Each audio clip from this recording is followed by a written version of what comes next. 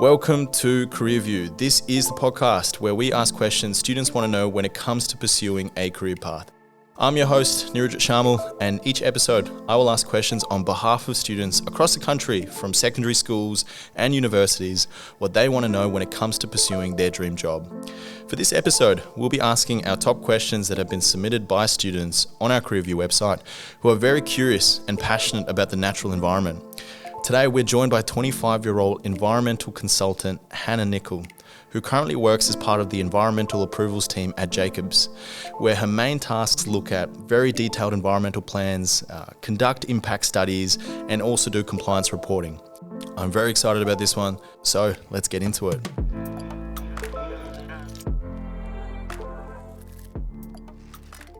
Okay, and we are back, and welcome to the show, Hannah. It is an absolute pleasure to have you here. Before we jump into our top questions asked by students regarding an environmental consultant career role, first thing I want to ask you is, what is an environmental consultant? What does that mean, and what do you do? Yep, so within the environmental consulting industry, there's lots of different streams that you can go down. So in my company specifically, I'm within the environmental approvals stream, but we also have environmental management, the ecology and heritage team, contaminated sites team. So there's lots of different avenues that you can go down. I'm specifically environmental approvals, so pretty much for any project that's going on, whether it's a new road or a new building being built, it needs to be approved by the government. So we look at all the legislation and things that come along with that, and pretty much write up referral documents to the government to see whether it will be approved, whether it's going to harm the environment, and any management that needs to go along with that. Very interesting. So a lot of different streams. How did you get into your specific stream? I think that's very interesting. So when I started off in my company, I was kind of across all of the teams. And then we streamlined into the 4 or 5 different teams, and I got put into the approvals team, which I was happy with because that was most of the work that I was doing. But I've also done a bit of environmental management work, so that's kind of the next step. So once something's been approved, you need to go into the compliance space to see whether the companies are complying with any environment plans or mitigation measures that are being put in. So that's kind of more the environmental management side of things. So a lot to look forward to. Lots to look forward to. Lots to look forward to. Yeah. Fantastic. All right, well, let's jump into our questions asked by students. And the first question that we have for you today is, did you ever imagine being where you are today? You know, right from the start of school to where you are right now, did you ever imagine doing what you do? Not really. So coming into environmental science, I suppose, I didn't really know what it was. I just have always been interested in the environment and kind of fell into where I am today. So it wasn't really expected. I think not many people really know what environmental scientists or consultants actually do. So I kind of just fell into it, but I'm really enjoying it. So that's really lucky. It's worked out for you pretty well. Yeah. Sometimes going into things you don't know, and it's a huge risk. It's a huge risk to say the least. And was there any worry and hesitation that this might not work out for you? Not really. So throughout my time when I was studying, I always was really interested in it. I really enjoyed it. And then ended up doing an internship where I am at the moment, which turned into a graduate role. And throughout the whole process, I really enjoyed it, and luckily didn't really second guess myself, which is good. Fantastic. No, really interesting to hear. Next question that we have here for yourself, asked by students, is, have you always been passionate about the environment? Did you consider anything else maybe in terms of your passion and interests and whatnot?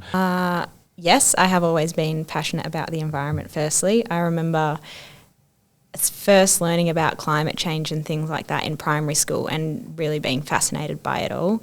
And then also during geography in high school, we learnt a bit about it then as well, and that was one of my favourite subjects. So I've definitely always been interested in it, but there were times during high school, the later parts of high school, where I definitely considered other things like something like sports science or physio. So I've always kind of been sciencey, but ended up originally wanting to do marine science, which I did study during my bachelor's, but I did a double major, marine science and environmental science, and then kind of went down the environmental science stream. So you had two options for you to just have that flexibility with. Yeah.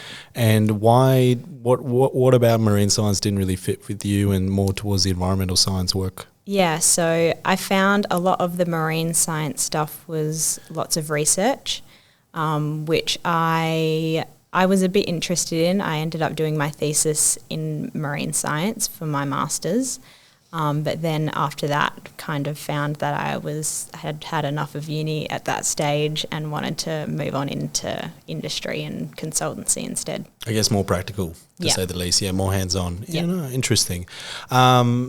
Next question that we have for you, Hannah, is what options for study did you consider? You went down the university pathway, but were there any other options you considered? And during your time of studying in the environment you were, how difficult was that? What was challenging about that? Do you have any insights on your experience there that you can share? Yeah. So I always wanted to go to university, so that was kind of step one checked off, decision made there. And then once I was at university, I suppose the decisions were obviously choosing the course and starting off with marine science and then pairing that with environmental science. I decided to do that because of down the track more potential career opportunities. So that was that decision there. And then any challenges throughout that, I suppose, mainly assessments, and getting through that. Main tips and tricks I would say is try and meet people within your course to work with. Just the workload, how was the workload? Was it manageable or was it just quite intense? And I found it was manageable. It was definitely a lot, but manageable as well at the same time. Like I managed to have a part-time job and still play sport and things like that. So it's not like it takes over your whole life kind of thing. And how long was it for yourself? So it was a 3-year undergraduate for marine science and environmental science, and then I went on and did a 1.5-year master's in environmental science. Okay, excellent. Yeah. There's always challenges in any course, and I think it's one about understanding the workload and understanding how you can balance everything. But for yourself, you seem to still have a job and still spend time socially as well. Did you have that aspect? Yeah, definitely, and they were my priorities as well. Study came first, so that got done as it needed to, but was still able to get out and about and have some fun. No, fantastic. Yeah. Next question that we have, Hannah, is was it hard to find a job? And what was the process for you in terms of looking for a job and then eventually landing one? I would say yes. Originally, during my undergrad course, I was kind of stressed about needing to find some work experience to be able to get a job. So that I was definitely stressed about that in my undergrad and went on and did a master's because I kind of felt like I wasn't really ready to go out into the world and work. So I went on and did that, and some advice I would give on that is try and get some experience outside of university. So for me, I went out and did turtle tagging, which was... Turtle tagging? Yeah. Okay. So I went up north onto one of the islands up there and tagged turtles just to get something else on my resume. Wow. And then I started looking around for internships, summer internships, which I ended up getting. But I have gone through the hiring process for interns at my company. So some advice I would give from that for what we would look for is, definitely getting good grades, but also the extra experience on top of that. So whether it's going out and volunteering or even just highlighting any field work or extra stuff that you did within your university course. So any highlights from that is also really excellent on a resume. Absolutely. The experience of doing something else always is going to trump your grades or what your academic score is. But, interesting turtle tagging. That's such an interesting side experience that you had. How much did you think that made an impact in terms of your job opportunities and what you are doing today, and maybe some of the skills that you got from that? How important was that for you? Yeah, so I think it more just showed that I was willing to go out and get some extra experience or get out into the field and get my hands dirty kind of thing, that I wasn't just wanting to sit at my desk and get good grades. It shows that you're willing to go out and go that extra step further, which was the main thing. In terms of any skills gained, it was the first kind of thing that I did outside of uni, where you're working in a team environment and having to work with lots of different people, getting to know people, learning on the job. So it was, a lot of hands-on things, but we also had to do some data management and things like that. So, learning all of that on the job. Definitely helps. So our next question that we have for you, Hannah, is right now working in industry and working as an environmental consultant, do you have a good work-life balance? I am fortunate enough to say yes, I think I do. And I would put that down to the company that I'm working with. They really value a good culture at work and ensuring that everyone, has a good work-life balance. So we work 40-hour weeks. You can kind of do your 40 hours in whenever you like. So you could work 4 hours in the morning, have a 2-hour lunch break, and then work your other 4 hours. I'm lucky enough to say that, I do have a good work-life balance. And speaking to other environmental consultants at different consultancies, I would say that most of them do as well. So, On the spectrum, everyone has that balance, Yeah. Interesting, but it matters about the culture and where you're at. But 40 hours a week, that's it. And then you get your time on the weekends, you get time to relax, you get time to see your family. Or has that ever been compromised in specific areas of your job, or has it always been, you've been able to manage it? Yeah, always been able to manage it so far, which is good. I mean, I'm still early on in my career, and I'm lucky enough to have been supported by all the seniors at my office. So luckily enough, so far so good. No, so far so good, and sounds like you're at a fantastic place.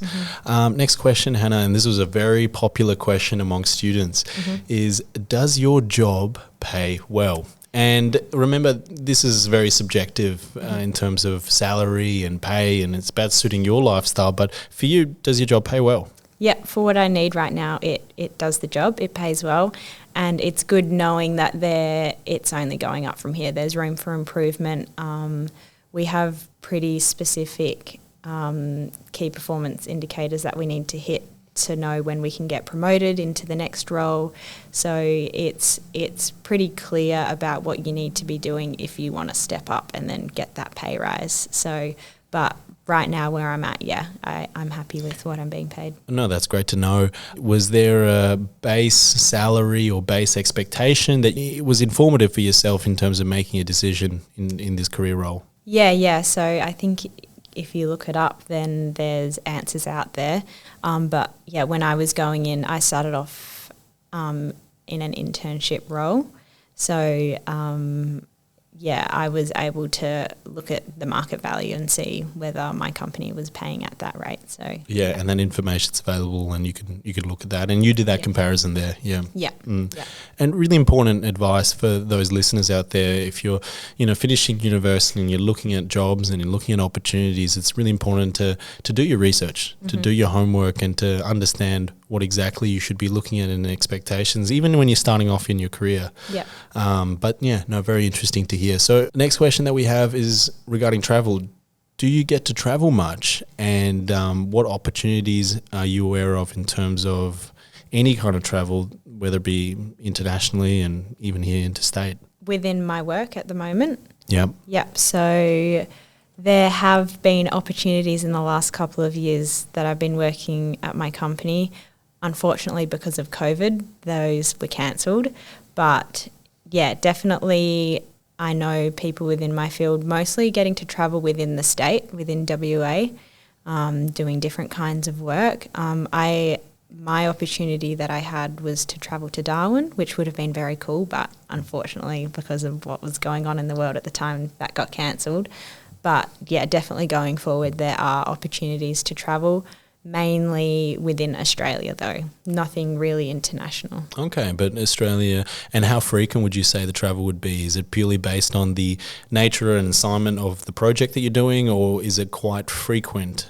Yep, so I suppose that would depend more on the field that you're in. So with my environmental approvals, we wouldn't really travel that much, but like I said, with the environmental management work that you do, which is making sure that companies are implementing their management measures and things, that would involve more travel, and also things like being in the ecology team or the contaminated sites team when you need to actually be on site visiting places, then that involves more travel. More travel there. Okay, so travel is definitely something you can do, and definitely makes the job interesting and definitely more fun to some extent. Yeah, exactly. Last question that we have, Hannah, for yourself.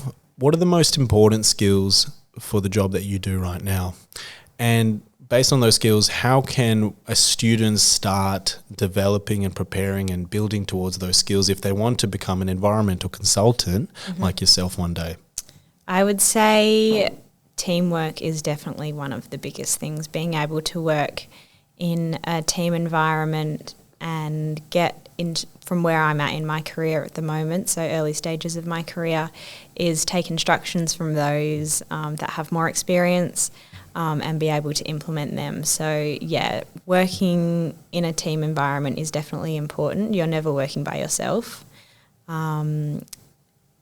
Also, I would say in my environmental approvals role that I'm in at the moment, writing skills are important. You need to be able to articulate to clients or to the government or to whoever your target audience is at that time. You need to be able to articulate what's going on. So being able to write, you don't have to be fancy in the way that you write, but just writing clearly and being able to get the message across is definitely an important skill to have. Two very important skills right there, teamwork and being able to actually effectively communicate both, written and I'm sure verbally as well within that team environment. So Hannah, that wraps up our session for today. For our listeners who have more questions for Hannah that did not feature on our list today and would like to connect, just visit our website careerview.com.au, and this is where you'll find Hannah's profile and her bio, and you can email her with more questions, which I'm sure she's happy to answer and share her experiences.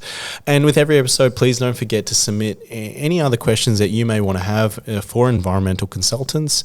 Finally, Hannah, once again, I just want to say it's been an absolute pleasure. Thank you so much for sharing your insights. Before you run away, we wanted to ask you, looking back during your time at school, at uni, some of the experiences you've had with internships and work placements, if you kind of had to do it all again, would you do anything differently? And if anything, is there anything you'd learned from that and you could share with our listeners today? Yes, I would say the main thing is definitely in the later parts of high school and university as well, I was a bit of a stressor about getting everything done. So if I was to go back and do all that again, I would tell myself to not stress, that everything will get done. Just work hard, do your best, and that's all that you can ask for. So I'd say that's my main piece of advice. I love it. Thank you so much. Cool. Thanks, Neri.